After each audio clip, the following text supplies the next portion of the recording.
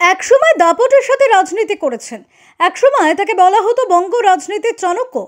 তবে সময় পরিবর্তন হয়, মানুষেরও পরিবর্তন হয়।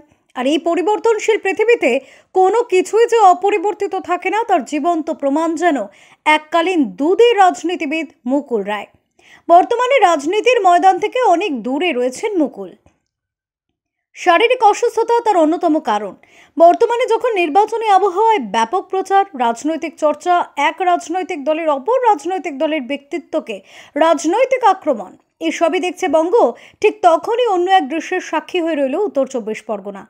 মুকুল রায়ের সাথে দেখা করে তাকে ছুঁয়ে তার কুশল খবর নিলেন প্রদেশ কংগ্রেসের সভাপতি অধীর রঞ্জন চৌধুরী। আর মাত্র কয়েকটা দিন বাকি ব্যারাকপুর লোকসভা নির্বাচনের। সিপিআইএম প্রার্থী দেবদূত ঘোষের সমর্থনে কাঁচরাপাড়া কলেজ মোড়ে এক নির্বাচনী জনসভায় এসেছিলেন প্রদেশ কংগ্রেস সভাপতি অধীর রঞ্জন চৌধুরী। তার বক্তব্য সেরে তিনি তৃণমূল নেতা মুকুল রায়ের বাড়িতে দেখা করতে আসেন। তার বাড়িতে যান এবং বেশ কিছুক্ষণ তার সাথে আলাপচারিতা করেন। যদিও এই দিনের বিষয়ে সাংবাদিকদের কোনো বক্তব্য তিনি দেননি। প্রতীতি ঘোষের রিপোর্ট, ওঙ্কার বাংলা।